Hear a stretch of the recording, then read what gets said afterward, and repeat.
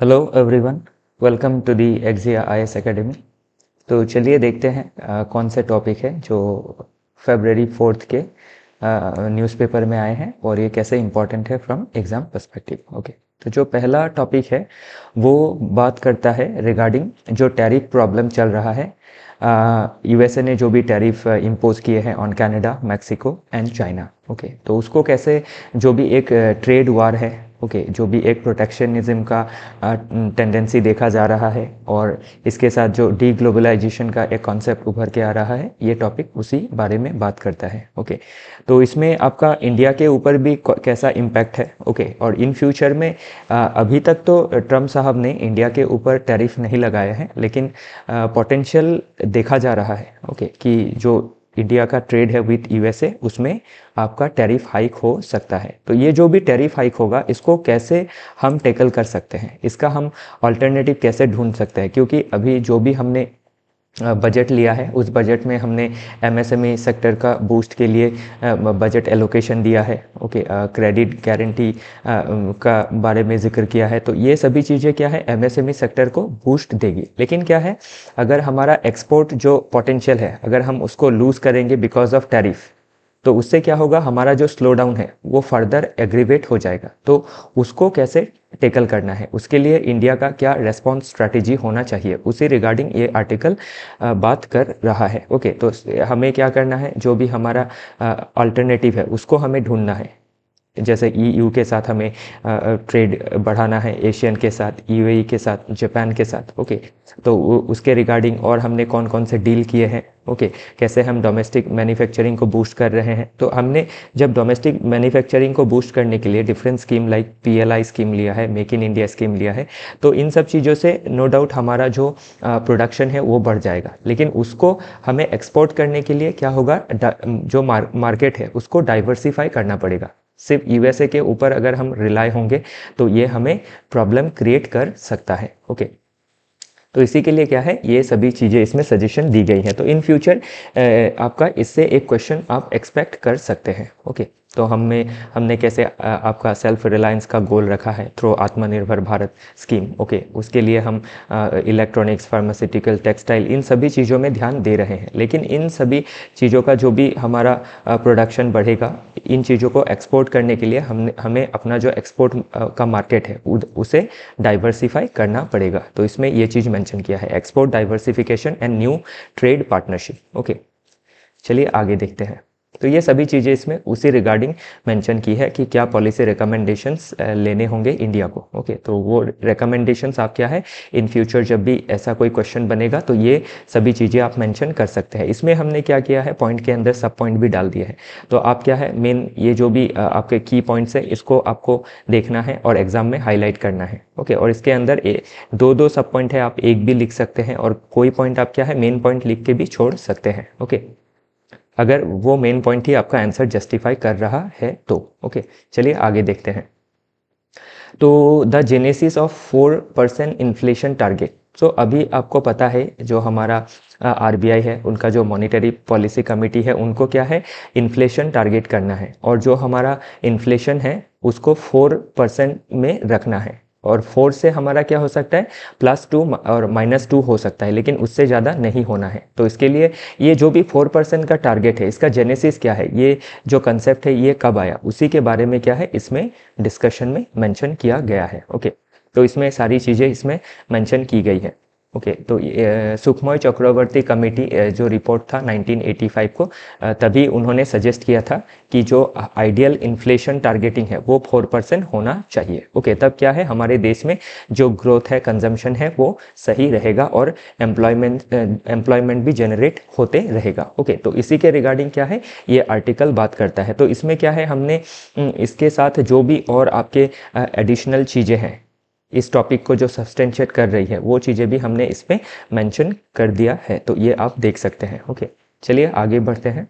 जो अगला टॉपिक है वो आपका एस्टेरॉयड के बारे में डिस्कस कर रहा है। तो जो भी हमारे सोलर सिस्टम में जो एस्टेरॉयड बेल्ट है, ओके, तो उसमें बड़े, छोटे, मीडियम सभी साइज़ के एस्टेरॉयड है। और जो एस्टेरॉयड क्या करते हैं, आपके सन के सन को ऑर्बिट करते रहते हैं। तो ये एस्ट्रॉइड क्या है, धरती की ओर भी आती हुई दिखाई देती है। और ये जो भी आप देखते हैं कभी मीटियोर्स बर्न होता है, तो ये क्या है, एस्ट्रॉइड ही है। तो ये जब धरती की ओर आते हैं और फ्रिक्शन में बर्न हो जाते हैं तो इनको मीटियोर कह दिया जाता है। ओके, तो इससे अभी इस डिस्कशन से हमें क्या समझना जरूरी है कि जो भी एस्टेरॉइड है उनका अर्थ के ऊपर क्या इम्पैक्ट हो सकता है। अगर ये अर्थ से क्रश कर गई तो इससे क्या इम्पैक्ट होगा, और पास्ट में कौन कौन से इंसिडेंट्स यहाँ हमें देखने को मिले हैं, तो उसी रिगार्डिंग ये आर्टिकल बात करता है। तो इससे क्या है, आपको एक अच्छा इंसाइट मिल जाएगा।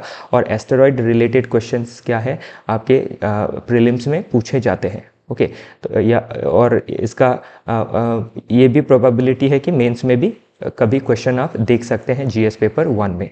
ओके, ज्योग्राफी सेक्शन में। तो उस लिहाज से क्या है, ये प्रिपरेशन करना ज़रूरी हो जाता है। ओके, तो इसमें क्या है, हमने बहुत सारी एडिशनल डेटा और फैक्ट इसमें रखी है। तो ये सभी डेटा और फैक्ट क्या है, सारी की सारी तो एग्जाम पॉइंट ऑफ व्यू से ज़रूरी नहीं है, लेकिन हमें नहीं पता है कि कौन सा आने वाला है। एस्टेरॉइड रिगार्डिंग क्वेश्चन पूछे जा सकते हैं, तो इसीलिए क्या है, हमने सभी चीज़ें इसमें आपका बहुत ही अच्छी तरह से समराइज कर दिया है। तो इसको पढ़ के क्या है, आपको ये सारी चीज़ें समझनी जरूरी है। ओके, और एस्टेरॉइड रिलेटेड क्वेश्चन आपके डीएम पेपर में भी आ सकता है, डिजास्टर मैनेजमेंट का जो पार्ट है। ओके, और फिर हमने स्पेस में डिफेंस के लिए कौन कौन सी मेजर्स इसरो ने ली है, फिर नासा ने ली है, ओके, या फिर यूरोपियन स्पेस एजेंसी ने ली है, और कैसे ये स्पेस एजेंसियां जो हैं कैसे कोलैबोरेट कर रही है एस्टेरॉइड के डिफेंस के रिगार्डिंग। तो ये सभी चीज़ें हमें समझनी ज़रूरी हो जाती है। तो डिफरेंट मिशंस आप देख सकते हैं, इधर कहीं मेंशन किया हुआ है। ओके, यूरोपियन स्पेस एजेंसी के बारे में, नासा का एनईओ प्रोग्राम के बारे में। तो ये सब चीज़ें क्या है, प्रीलिम्स में पूछी जा सकती है। ओके, फिर आपका यूरोपियन स्पेस एजेंसी का जो भी प्रोग्राम है वो भी आपको पूछा जा सकता है। ओके, इंडिया का रोल भी पूछा जा सकता है कि इंडिया कैसे, इंडिया का जो इसरो है, ISRO space situational awareness programme, okay, तो ये क्या है, इसके रिगार्डिंग भी क्वेश्चन पूछे जा सकते हैं। और किसके साथ हम कोलैबोरेट कर रहे हैं वो भी पूछा जा सकता है, वो है कोलैबोरेशन विथ नासा। ओके, तो ये चीज़ें हमें क्या है, एग्जाम के पर्सपेक्टिव से समझनी जरूरी हो जाती है। ओके, आप प्रीलिम्स में कहीं 1-2 क्वेश्चन या फिर मेंस में 1 क्वेश्चन या 2 क्वेश्चन ऐसे एक्सपेक्ट कर सकते हैं आने वाले एग्जाम के लिए। ओके, या फिर इन फ्यूचर के जो भी एग्जाम होने वाला है उसमें। ओके, चलिए आगे देखते हैं। Trump and Elon Musk and US add. तो इसमें क्या है, आप जैसे पता ही है, ट्रम्प साहब चुन के आने के बाद उन्होंने क्या किया है, अपना जो अमेरिका फर्स्ट पॉलिसी रखा है, उसमें उन्होंने क्या किया है, जो यूएस क्या है, लगभग आपके कोल्ड वार जब चल रहा था 1945 के बाद, जब वर्ल्ड बायोपोलर हो गया और एक आइडियोलॉजिकल कॉन्फ्लिक्ट देखा गया बिटवीन यूएसएसआर, जो आपका कम्युनिस्ट था, जो सोशलिस्ट आइडियोलॉजी को प्रमोट कर रहा था, और इधर था अमेरिका। ओके, तो उस समय जो यूएसएसआर का इन्फ्लुएंस था उसको कर्व करने के लिए यूएस ने क्या किया था, एड देने का प्रावधान किया था, ताकि क्या कर सके, डिफरेंट रीजन में, जैसे आपके अफ्रीका रीजन में हो या फिर एशिया रीजन में हो या फिर आपका साउथ अमेरिका में हो, कि कैसे वो लोग जो यूएस जो है एड प्रोवाइड करके इन कंट्री को अपनी ओर कर सके और अपना जो कैपिटलिस्टिक आइडियोलॉजी है, डेमोक्रेसी है, उसको इन देशों में फैला सके, ताकि ये जो भी देश है वो यूएस को अपना एलिजियंस ओ करे। ओके, तो ये जो यूएस एड का जो कॉन्सेप्ट था वो अभी ट्रम्प साहब क्या कर रहे हैं, इसको घटाने की बात कर रहे हैं। ओके, तो इस टॉपिक के साथ हमें ये भी समझना जरूरी हो जाता है कि यूएस एड बोल के एक ऑर्गेनाइजेशन भी है, तो उस ऑर्गेनाइजेशन का प्लस गवर्नमेंट इसमें कितना फंडिंग दे रही थी अब तक। ओके, और इंडिया में कितना यूएस एड के अधीन हमारा डेवलपमेंट हुआ है, वो सभी चीज़ें हमें समझनी जरूरी हो जाती है। तो इन फ्यूचर क्या है, आप एक क्वेश्चन इस पार्ट से भी एक्सपेक्ट कर सकते हैं। तो इसमें लिखा हुआ है चीज़ें कि एस्टैब्लिश इन 1961। ओके, तो यूएस एड ने क्या किया है, एक क्रूशियल रोल प्ले किया है अमेरिका का इन्फ्लुएंस को अब्रॉड में एस्टैब्लिश करने के लिए। ओके, तो ये सभी चीज़ें क्या है, एग्जाम पर्सपेक्टिव से ज़रूरी हो सकती है। और इसमें हमने क्या किया है, इस आर्टिकल में आपका जो भी पास्ट आपका हिस्ट्री रहा है यूएस एड रिगार्डिंग, वो सभी चीज़ें मेंशन की गई है। ओके, कितना एड दिया गया है, ह्यूमैनिटेरियन असिस्टेंट, ग्लोबल हेल्थ में, इंफ्रास्ट्रक्चर में, एजुकेशन में, गवर्नेंस में, एग्रीकल्चर में, तो सभी चीज़ें मेंशन की है। और रीजन वाइज भी मेंशन किया है कि कौन से रीजन में कितना एड गया है। ओके, तो प्लस ये यूएस एड एंड इंडिया भी आप देख सकते हैं कि यूएस एड का क्या रोल है इंडिया के डेवलपमेंट में, इंफ्रास्ट्रक्चर डेवलपमेंट में, इकोनॉमिक डेवलपमेंट में, हेल्थ में, आपका HIV, एड्स, TB, पोलियो, इन सब को ठीक करने में। तो ये सभी चीज़ें आप समझ सकते हैं इस आर्टिकल से। ओके, चलिए आगे देखते हैं। नेक्स्ट आर्टिकल बात करता है रिगार्डिंग कॉटन प्लांटेशन के बारे में। तो एक्स्ट्रा लॉन्ग स्टेपल कॉटन के बारे में बात करता है। तो एक्स्ट्रा लॉन्ग स्टेपल कॉटन क्या होता है, जो आपका अभी इंडिया में जो कॉटन ग्रो होता है उससे इसका जो फाइबर का लेंथ है वो 30 mm होता है, जिसको यूज़ किया जाता है हाई क्वालिटी फैब्रिक को बनाने में। ओके, तो इसमें इंडिया क्या है, इंडिया आपका एक्स्ट्रा लॉन्ग स्टेपल जो कॉटन है वो ग्रो तो करता है, लेकिन जो मीडियम स्टेपल कॉटन है उससे कम ग्रो करता है, और इसका क्या है, इंटरनेशनल मार्केट में डिमांड ज़्यादा है। तो इसको कैसे बढ़ाया जा सकता है उसी रिगार्डिंग ये आर्टिकल बात करता है। ओके, चलिए आगे देखते हैं। तो इसी में सब जो भी अभी आपको पता ही है कि जो रिसेंट बजट लिया है उसमें 2 दिन पहले भी मैंने बताया था कि कॉटन प्रोडक्शन के ऊपर भी ध्यान दिया जाएगा। ओके, तो इसमें आपका जो भी एक्स्ट्रा लॉन्ग स्टेपल कॉटन है उसका जो आपका प्रोडक्शन है उसको कैसे बूस्ट किया जाए उसी रिगार्डिंग ये आर्टिकल बात कर रहा है। और इसमें डेटाज भी मेंशन किए गए हैं कि कौन सा देश जो है मेन प्रोड्यूसर है, जैसे चाइना है, इजिप्ट है, ऑस्ट्रेलिया है, पेरू है, और US भी इसमें है। ओके, और इंडिया के महाराष्ट्र में होता इसका प्रोडक्शन होता है। ओके, संगली डिस्ट्रिक्ट में, और तमिलनाडु के कोयम्बटूर में। तो इसका बहुत लिमिटेड प्रोडक्शन होता है। इसके रीजंस क्या है ये भी आप देख सकते हैं। ओके, चलिए आगे बढ़ते हैं। जो अगला आर्टिकल है वो बात करता है about election commission of India के रिगार्डिंग। ओके, तो अभी इसमें नए इलेक्शन कमीशन, नए चीफ इलेक्शन कमिश्नर आने वाले हैं, उनका आपका अपॉइंटमेंट होने वाला है। तो उसी रिगार्डिंग ये आर्टिकल बात कर रहा है कि कैसे जो इलेक्शन कमीशन ऑफ इंडिया है उसमें जो भी आपके चीफ इलेक्शन कमिश्नर और 2 इलेक्शन कमिश्नर्स होते हैं, तो उनका जो अपॉइंटमेंट है उसको कैसे आपका एग्जीक्यूटिव इन्फ्लुएंस को उसमें घटाया जाए। ओके, तो उसी रिगार्डिंग ये आर्टिकल बात करता है। तो इसमें क्या है, आपके जो भी बैकग्राउंड है, कब election commission of India establish किया गया 1950 में, कॉन्स्टिट्यूशन में कौन से आर्टिकल में है, आर्टिकल 324 में। ओके, तो ये सभी चीज़ें इसमें मेंशन कर दी गई है। ओके, और फिर जो रिसेंट सुप्रीम कोर्ट का जजमेंट था कि आपका CEC अर्थात चीफ इलेक्शन कमिश्नर और इलेक्शन कमिश्नर को अपॉइंट करने के लिए क्या होना चाहिए, एक पैनल होना चाहिए या फिर एक कॉलेजियम होना चाहिए जो कंप्राइज करेंगे किसको, PM को, CJI को और लीडर ऑफ अपोजिशन को। ओके, जो अब तक नहीं हुआ है। तो अभी नेक्स्ट जो आपका अपॉइंटमेंट होने वाला है उसमें ऑथर साहब ने ये जो कॉलेजियम सिस्टम है इसको लागू करने के बारे में कहा है, ताकि जो एग्जीक्यूटिव कंट्रोल है उसको रिड्यूस किया जा सके। ओके, तो अभी का अपॉइंटमेंट कैसे होता है इसमें देख सकते हैं आप, the president of India on the advice of prime minister and councils of minister. आपका prime minister and councils of minister advice करते हैं प्रेसिडेंट ऑफ इंडिया को। ओके, और प्रेसिडेंट ऑफ इंडिया क्या करता है, अपॉइंटमेंट करता है chief election commissioner and 2 election commissioners को। ओके, तो इसमें एग्जीक्यूटिव इन्फ्लुएंस देखा जा रहा है। तो ये क्या कर सकता है, आपका जो इलेक्शन का हमारा इंटीग्रिटी है, डेमोक्रेसी का जो एक इंटीग्रिटी है उसको आपका इन्फ्लुएंस कर सकता है, कंप्रोमाइज़ कर सकता है। तो इसी के लिए क्या है, आपका चीफ इलेक्शन कमिश्नर और जो इलेक्शन कमिश्नर रहेंगे बाकी 2, उनका इंडिपेंडेंस इंश्योर करना, उनका ऑटोनॉमी इंश्योर करना बहुत ज़रूरी हो जाता है। ओके, तो उसी रिगार्डिंग ये आर्टिकल बात करता है। तो ये भी अभी रिसेंटली बहुत डिबेट में है। तो ये आर्टिकल, ये जो आर्टिकल है इसमें जो भी इम्पॉर्टेंट चीज़ें दी गई है ये आपके आने वाले एग्ज़ाम के लिए ज़रूरी हो जाती है। Prelims as well as mains और इंटरव्यू में भी ये पूछा जा सकता है। चलिए आगे देखते हैं। तो इसमें सारा चीज़ मेंशन किया गया है। ओके, तो फिर आपका रिसेंट क्या कंट्रोवर्सी से वो भी मेंशन की गई है। ओके, तो क्यों ये चेंजेस आना है, ज़रूरी है, चेंजेस लाना ज़रूरी है। तो इसमें क्या कंट्रोवर्सी है, ये कंट्रोवर्सी भी आप क्या कर सकते हैं, दिखा सकते हैं। ओके, तभी आप क्या कर पाएंगे कि क्यों रिफॉर्म करना है, क्यों चेंजेस लाने हैं, उसको सब्सटेंशिएट कर पाएंगे। ओके, चलिए आगे देखते हैं। नेक्स्ट आर्टिकल बात करता है द स्पिरिट ऑफ 1971। तो इसमें क्या है, जो भी अभी बांग्लादेश का आपका फॉर्मेशन से लेके प्लस इंडिया का बांग्लादेश फॉर्मेशन में क्या रोल रहा है और प्लस अभी हमारा रिलेशन कैसा है बांग्लादेश के साथ। ओके, तो ये सभी चीज़ें इसमें मेंशन की गई है। ओके, तो इसमें हिस्ट्री प्लस अभी जो भी आईआर के पर्सपेक्टिव से अगर देखा जाए तो ये आर्टिकल इम्पॉर्टेंट हो जाता है। तो सभी जो भी पास्ट इवेंट है वो भी मेंशन किया गया है। ओके, तो कैसे 1947 के बाद पाकिस्तान दो हिस्सों में था, वेस्ट पाकिस्तान, ईस्ट पाकिस्तान, फिर कैसे ईस्ट पाकिस्तान के साथ वेस्ट पाकिस्तान ने डिस्क्रिमिनेट किया।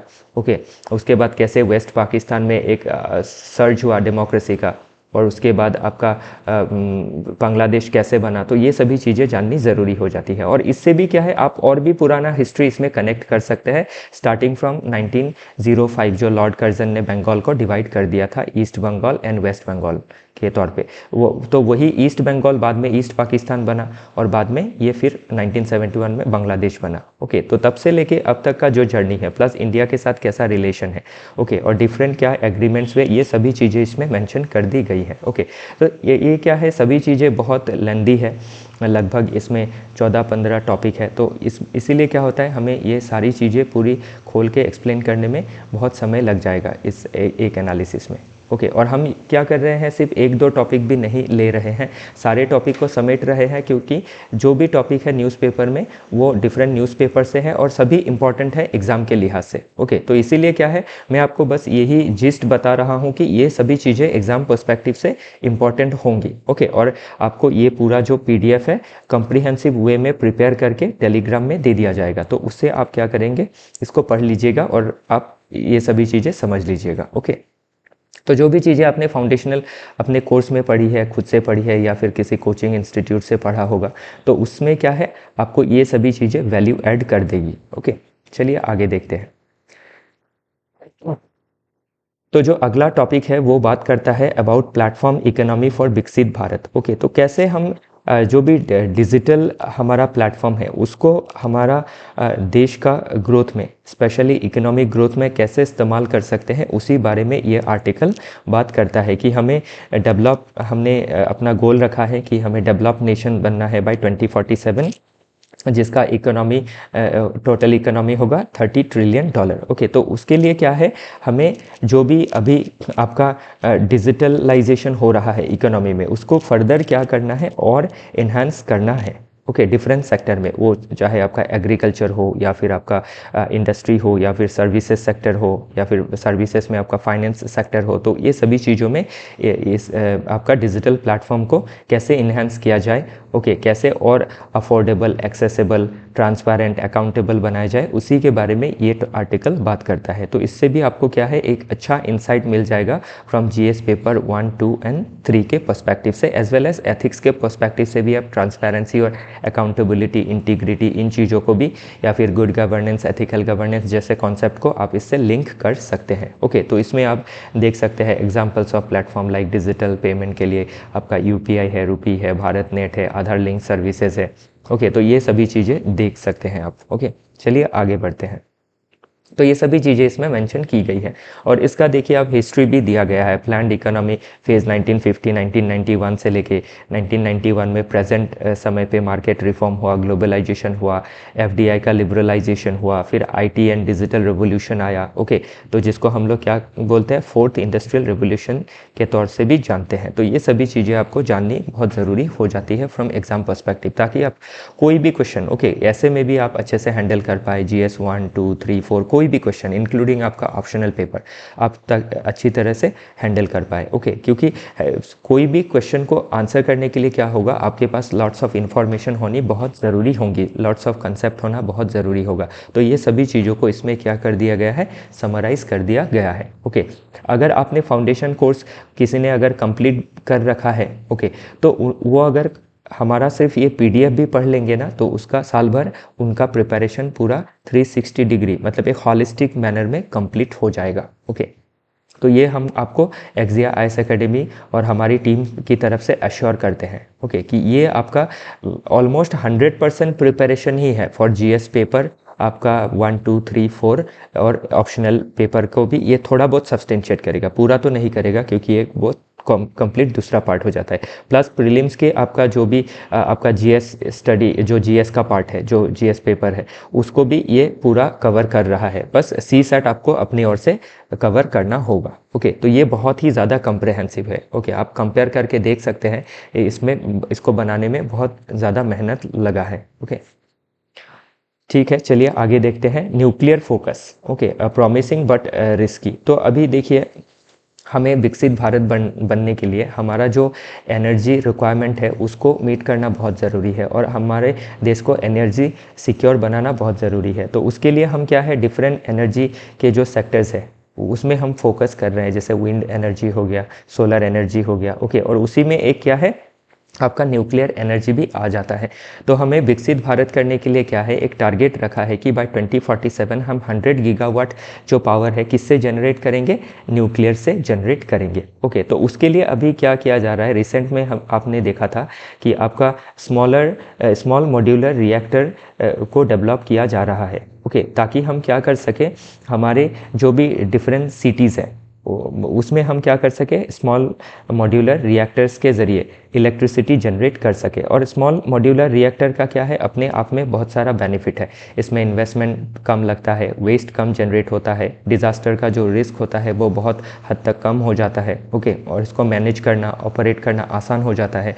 तो इसीलिए क्या है, ये जो स्मॉल मॉड्यूलर रिएक्टर्स है ये बहुत आपके ज़रूरी हो जाते हैं अभी के समय पे देश का एनर्जी सिक्योरिटी को मीट करने के लिए। ओके, तो उसी के रिगार्डिंग ये आर्टिकल दिया गया है। तो ग्लोबल लेवल पे कैसे एडॉप्शन है, ओके, हमें स्मॉल मॉड्यूलर रिएक्टर क्यों चाहिए, मोर फ्लेक्सिबल है, स्केलेबल है। ओके, तो ये सभी चीज़ें पोटेंशियली सेफर है, तो सभी चीज़ें इसमें क्या है, मेंशन कर दिया गया है। कॉस्ट इसका कम है, तो सॉरी, तो आपको ये सभी चीज़ें क्या है, एग्ज़ाम पर्सपेक्टिव से आपको ये चीज़ें ध्यान रखनी बहुत ज़रूरी हो जाती है। ओके, चलिए आगे देखते हैं। तो इसमें बाकी जो भी हमारे मेजर न्यूक्लियर पावर प्लांट है, ओके, तो इसमें क्या है, ये सभी चीज़ें आपको बता दी गई है। अभी ये आर्टिकल में जो भी चीज़ें मेंशन नहीं है उसको भी इस आर्टिकल को सब्सटेंशिएट करते हुए दे दिया गया है, ताकि आप क्या कर सके, आपका प्रिपरेशन इंटीग्रेटेड हो, हॉलिस्टिक हो, आपको सारी चीज़ें एक जगह पे मिल जाए। ओके,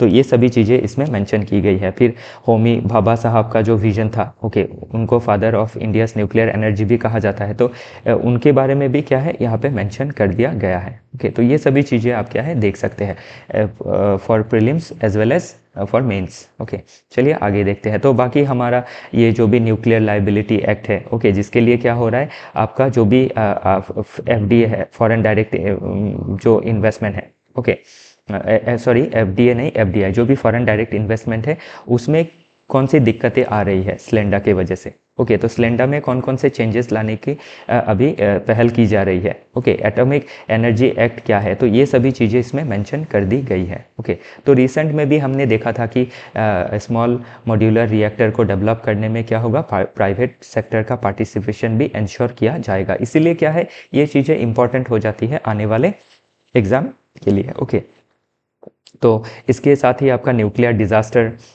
के रिगार्डिंग भी कहीं हमने डेटा मेंशन किया है, तो ये भी आप देख सकते हैं। ओके, चेरनोबिल डिज़ास्टर के बारे में, फुकुशिमा डिज़ास्टर के बारे में। ओके, तो ये अभी क्या है, ये डीएम के पर्सपेक्टिव से भी इम्पॉर्टेंट हो जाता है कि अगर न्यूक्लियर डिज़ास्टर हुआ तो कैसे हम डिज़ास्टर मैनेज करेंगे। ओके, तो उस पर्सपेक्टिव से भी इसको आपको देखना है। तो इसको क्या है, आपको जीएस पेपर 2 में आपको कैसे पॉलिसीज़ लिए गए हैं वो देखना ज़रूरी हो जाता है। आईआर के पर्सपेक्टिव से हमारे डिफरेंट नेशन के साथ हम कैसे डील कर रहे हैं। ओके, जापान के साथ हमारा क्या डील है, कनाडा के साथ कौन सा डील है, या फिर हमारा फ्रांस के साथ कैसा डील है, फिर आपका यूएस के साथ 2008 का जो सिविल न्यूक्लियर डील है वो क्या है, IAEA क्या है। ओके, ये सभी जानने ज़रूरी हो जाते हैं। और जीएस पेपर 3 इकोनॉमी के पॉइंट ऑफ व्यू से, ओके, फिर आपका डिज़ास्टर मैनेजमेंट के पॉइंट ऑफ व्यू से, फिर साइंस एंड टेक के पॉइंट ऑफ व्यू से, तो ये सभी चीज़ों को कवर कर लेता है। फिर एनवायरनमेंट को भी ये कवर करता है, क्योंकि न्यूक्लियर से जो भी एनर्जी जनरेट होते हैं वो कंपैरेटिवली क्या होता है, रिन्यूएबल एनर्जी होता है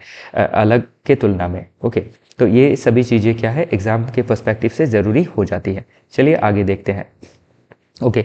तो अ न्यू मॉडल, तो अभी इसमें क्या है, कल भी हमने देखा था फ्री ट्रेड एग्रीमेंट रिगार्डिंग जो भी हमारे बायलैटरल इन्वेस्टमेंट ट्रीटीज़ होते हैं। ओके, तो बायलैटरल इन्वेस्टमेंट ट्रीटीज़ क्या होता है, दो देशें जब इन्वेस्ट करती है एक दूसरे के देश में, तो उनको उनके इन्वेस्टर्स को प्रोटेक्ट करने के लिए, ओके, आपका या फिर वो इन्वेस्टमेंट जो भी इन्वेस्ट करेंगे उनको कौन कौन सी रेगुलेशंस मान के चलना होगा। ओके, ये सभी चीज़ें क्या होती है आपके बायलैटरल जो इन्वेस्टमेंट ट्रीटी होते हैं उसमें मेंशन किया जाता है। तो हमारा जो बायलैटरल इन्वेस्टमेंट जो ट्रीटी है वो बहुत रिजिड है, और रिजिड होने की वजह से ही क्या है, हमारा जो इन्वेस्टमेंट है फॉरेन डायरेक्ट इन्वेस्टमेंट, उसमें क्या है, बहुत सी अड़चनें आ रही है। और पास्ट में भी आप जो वोडाफोन एंड क्रेन एनर्जी का जो रेट्रोस्पेक्टिव टैक्सेशन का जो प्रॉब्लम था, उसके वजह से जो भी हमारे लीगल कॉम्प्लेक्सिटीज़ आई थी। ओके, तो इन चीज़ों को आप समझ सकते हैं इस आर्टिकल के ज़रिए। ओके, तो उन चीज़ों को ही टैकल करने के लिए अभी क्या है, हमारे फाइनेंस मिनिस्टर ने जो भी बायलैटरल इन्वेस्टमेंट जो ट्रीटी है उसको रिवैम्प करने का सोचा है, ताकि हम क्या कर सके, जो भी हमारे एफडीआई है, फॉरेन डायरेक्ट इन्वेस्टमेंट, हम प्राप्त कर सके, तभी हमारा देश का क्या है, इकोनॉमिक डेवलपमेंट एंश्योर हो पाएगा। ओके, मैन्युफैक्चरिंग हो पाएगा, एम्प्लॉयमेंट जनरेशन होगा। ओके, फिर लोगों को जॉब मिलेंगी, हमारा एक्सपोर्ट जो है वो बूस्ट होगा, और तभी हम क्या है, विकसित भारत बन सकते हैं। तो अब विकसित भारत बनने के लिए क्या है, हमें डिफरेंट सेगमेंट को देखना होगा। तो उसमें एक ये भी सेगमेंट है कि हम कैसे जो हमारा बायलैटरल इन्वेस्टमेंट है उसको कैसे हम और एनहांस कर सकते हैं। ओके, कैसे और कॉम्पिटिटिव बना सकते हैं, जैसे यूएई में, ओके, वहाँ के जो भी बायलैटरल इन्वेस्टमेंट के जो भी ट्रीटी है वो बहुत ही अपीलिंग है। ओके, बहुत ही ईज़ प्रोवाइड करते हैं इन्वेस्टर्स को। तो इसीलिए क्या है, आप यूएई में देख सकते हैं कि वर्ल्ड के बड़े बड़े इन्वेस्टर्स इन्वेस्ट करते हैं। तो वो जो एटमॉस्फेयर है वो इंडिया में भी प्रोवाइड करना होगा। ओके, और एक क्लैरिटी रखना होगा जो भी हमारे इन्वेस्टमेंट ट्रीटी है उसमें, ताकि जो भी इन्वेस्टर्स है उनको इन फ्यूचर में दिक्कत ना झेलना पड़े। ओके, तो इसी के बारे में ये चीज़ें इसमें मेंशन की गई है, आप देख सकते हैं। ओके, चलिए आगे बढ़ते हैं। तो अगला जो टॉपिक है ये बात करता है India UK free trade agreement talks. तो जो इंडिया यूके का फ्री एग्रीमेंट टॉक है वो 2021 से ही चल रहा है, लेकिन अभी तक इसका कंक्लूजन नहीं देखा गया है। तो रिसेंटली क्या है, यूके के जो भी डेलीगेट्स है वो इंडिया विजिट करने वाले हैं, ताकि ये जो भी यूके और इंडिया का फ्री ट्रेड एग्रीमेंट है उसको फाइनलाइज किया जा सके। तो इससे अभी क्या है, जब भी फ्री ट्रेड एग्रीमेंट होगा तो दोनों देश आपका डिस्कशन में बैठेगी, उसमें नेगोशिएशन होगा। ओके, तो दोनों देश के जो भी आपके उनके जो भी ट्रेड रिलेटेड उनके एस्पिरेशंस है वो रखे जाएंगे, और उसके बाद एक जो भी डाइवर्जेंस होगा उसको दूर करके कैसे जो भी इंटरेस्ट है उसको कन्वर्ज किया जा सकता है। ओके, वो देखा जाएगा। और जब फ्री ट्रेड एग्रीमेंट हो जाएगा तो इसके क्या बेनिफिट, पोटेंशियल बेनिफिट होंगे इंडिया के लिए, कौन से चैलेंजेस आ सकते हैं, तो ऐसे क्वेश्चन हमें इन फ्यूचर पूछा जा सकता है। ओके, तो उस हिसाब से ये सभी चीज़ें इसमें मेंशन कर दी गई है, आप देख सकते हैं। ओके, चलिए आगे बढ़ते हैं। तो इसमें सभी चीज़ें मेंशन की है क्या बेनिफिट होने वाला है। ओके, इसमें आपका आप देख सकते हैं boost to export and manufacturing, job creation and skill workforce mobility होगा। ओके, सप्लाई चेन का डाइवर्सिफिकेशन होगा, हमें सिर्फ आपके यूएसए पे ज़्यादा डिपेंडेंट नहीं होना पड़ेगा। तो ये सभी चीज़ें आप मेंशन कर सकते हैं। फिर चैलेंजेस क्या हो सकता है, ये सभी चीज़ें इसमें दी गई है। ओके, चलिए आगे देखते हैं। जो अगला आर्टिकल है वो बात करता है कि एक नोटिफिकेशन आया है, ये notification on one state one RRB. Okay, तो आरआरबी क्या होता है, रीजनल रूरल बैंक। ओके, तो कैसे जो आपका रीजन में स्टेट में, एक स्टेट में क्या करेगा, रीजनल रूरल बैंक होगा, एक स्टेट में एक regional rural bank at least. Okay, तो उससे क्या होगा, हमारे आपके जो भी क्रेडिट का जो अवेलेबिलिटी नहीं होता है स्पेशली आपका रूरल एरिया में, उसको ठीक किया जाएगा इससे। ओके, ताकि क्या किया जा सके, फाइनेंशियल इंक्लूजन प्रोवाइड किया जा सके, स्पेशली आपका जो भी रूरल एरिया है और जो भी अंडर सर्व्ड एरिया है। ओके, तो उसी के रिगार्डिंग ये आर्टिकल बात करता है। ओके, तो ये आप देख सकते हैं इसका क्या बेनिफिट होगा। ओके, तो इसमें मेंशन किया है one state one RRB initiative, each state will have one regional rural bank. Okay, तो ये सभी चीज़ें रीजनल रूरल बैंक। अभी रीजनल रूरल बैंक का क्या होता है, इसका स्पेशल गोल यही है कि जो अंडर सर्व्ड एरिया है और जो रूरल एरिया है उनको सर्व किया जाए। ओके, उनको जो बैंकिंग फैसिलिटीज़ है, क्रेडिट फैसिलिटीज़ है, सेविंग फैसिलिटीज़ है, इंश्योरेंस फैसिलिटीज़ है, ओके, ये सभी प्रोवाइड किया जा सके। ओके क्योंकि फाइनेंशियल इंक्लूजन अगर नहीं होगा तो उससे क्या होगा, देश के इकोनॉमी को हैम्पर होगा, देश का इकोनॉमी का जो ग्रोथ चाहिए वो इंश्योर नहीं किया जा सकेगा। ठीक है ना, चलिए आगे देखते हैं। तो इसमें भी पोटेंशियल बेनिफिट क्या होगा, कौन से चैलेंजेस आ सकते हैं, ये सभी चीज़ें मेंशन की है। और इसी के साथ क्या है, जो भी इस आर्टिकल में जो भी हमारे पास्ट बैंकिंग रिलेटेड जो भी इवोल्यूशंस है, जो भी रिफॉर्म्स है, वो सभी चीज़ों को मेंशन कर दिया गया है। प्री इंडिपेंडेंस एरा से लेके पोस्ट इंडिपेंडेंस एरा तक का चीज़ें इसमें शामिल कर दिया गया है। तो ये सभी चीज़ें आप देख सकते हैं। तो जो रीजनल रूरल बैंक का कॉन्सेप्ट है वो 1975 में आ गया था पोस्ट इंडिपेंडेंस में। ओके, तो ये सभी चीज़ें देखनी ज़रूरी हो जाती है फ्रॉम एग्ज़ाम पर्सपेक्टिव।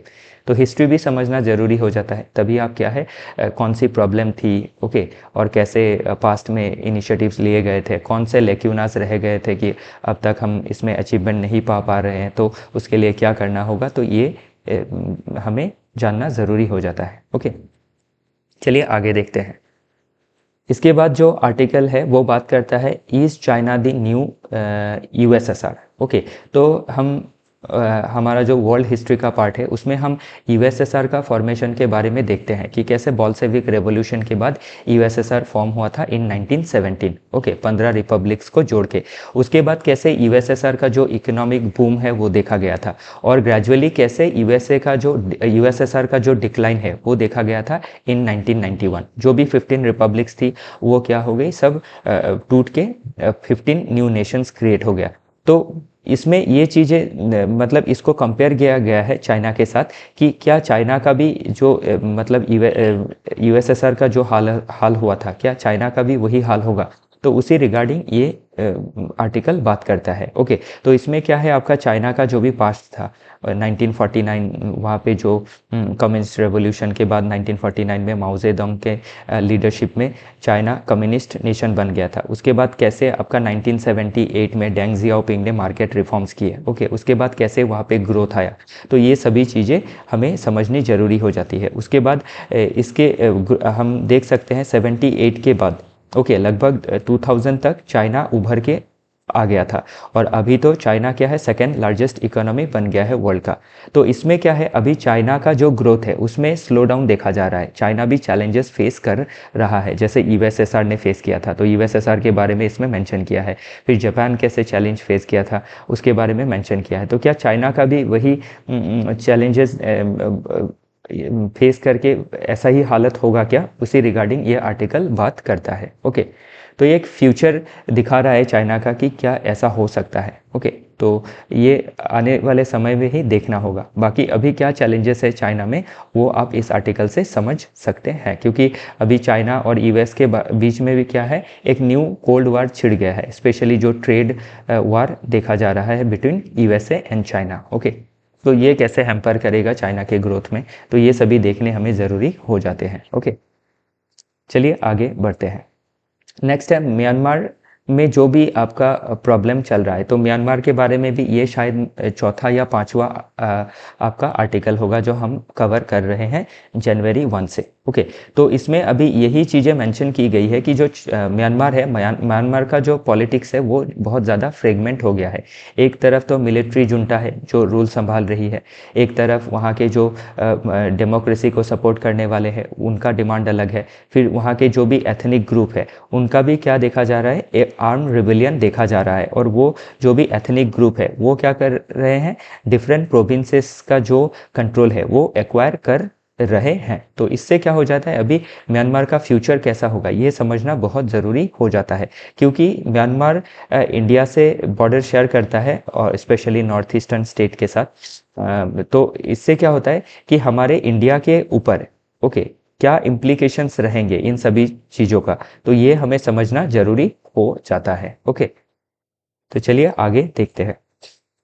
जो अगला आर्टिकल है वो बात करता है टाइट रोप एक्ट। तो इसमें जो भी हम हमारे फाइनेंस मिनिस्टर ने जो भी बजट पेश किया उसमें हमने कैसे जो हमारे आपके जो भी डाइवर्जेंस थे ओके हमारे देखे जा रहे हैं कि आपका ग्रोथ स्लो डाउन था। ओके फिर आपका जो भी हमारा फिस्कल आपका responsibility and budget management act जो है FRBM एक्ट 2003, वो जो भी गोल देता है उससे हम कैसे डाइवर्ज कर रहे थे, तो उस डाइवर्जेंस को कैसे बैलेंस किया जा रहा है।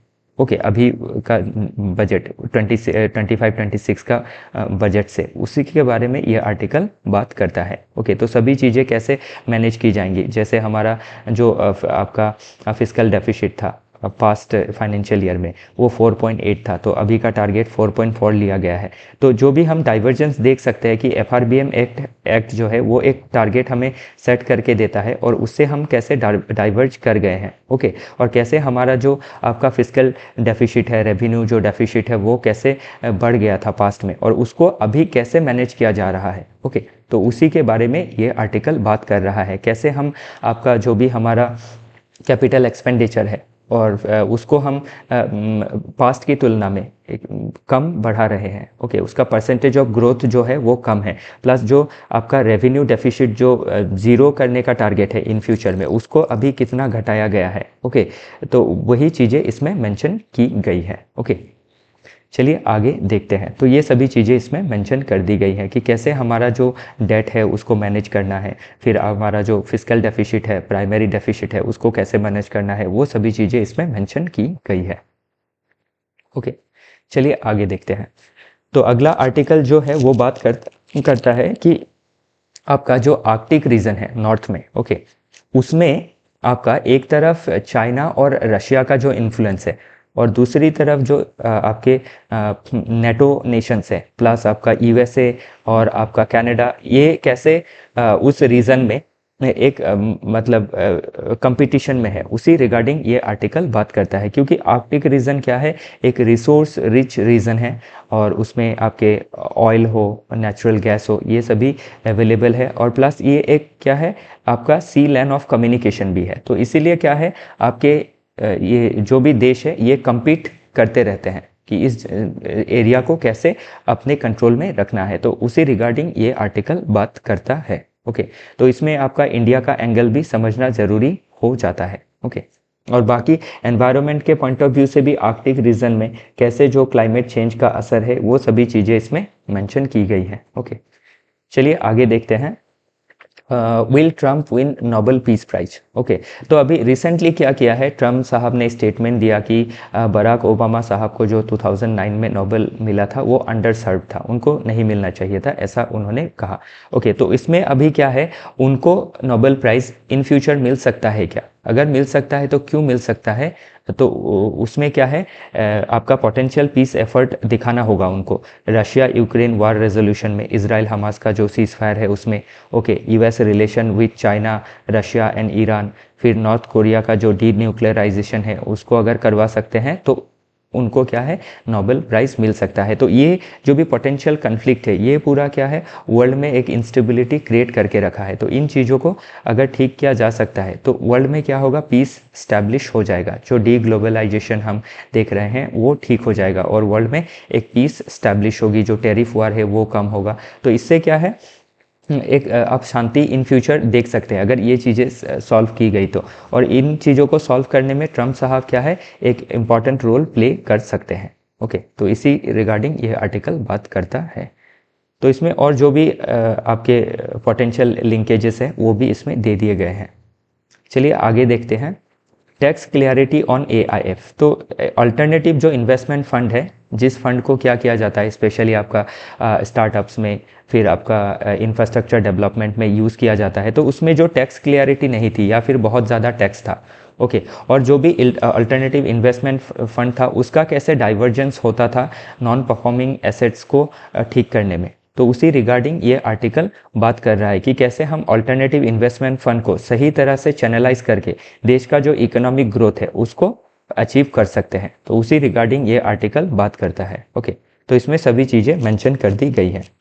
अगला जो आर्टिकल है वो बात करता है रिगार्डिंग आपका प्लास्टिक पोल्यूशन के बारे में। ओके तो प्लास्टिक पोल्यूशन का जो भी प्रॉब्लम है वर्ल्ड वाइड उसका डेटा मेंशन किया गया है, प्लस इंडिया का जो भी डेटा है उसको भी मेंशन किया गया है, प्लस हम बायोटेक्नोलॉजी यूज़ करके कैसे जो भी प्लास्टिक पोल्यूशन है उसको रिड्यूस कर सकते हैं। ओके तो वो चीज़ें भी इसमें मेंशन की गई है। तो ये साइंस एंड टेक्नोलॉजी के पर्सपेक्टिव से इम्पॉर्टेंट हो जाता है। प्लस ये एनवायरनमेंट के पॉइंट ऑफ व्यू से इम्पॉर्टेंट हो जाता है कि impact of plastic pollution on the environment. तो क्लाइमेट चेंज में प्लास्टिक पोल्यूशन इम्पैक्ट डाल रहा है, okay. Impact on marine and land biodiversity के ऊपर, फिर अर्बन वेस्ट मैनेजमेंट चैलेंजेस देखे जा रहे हैं।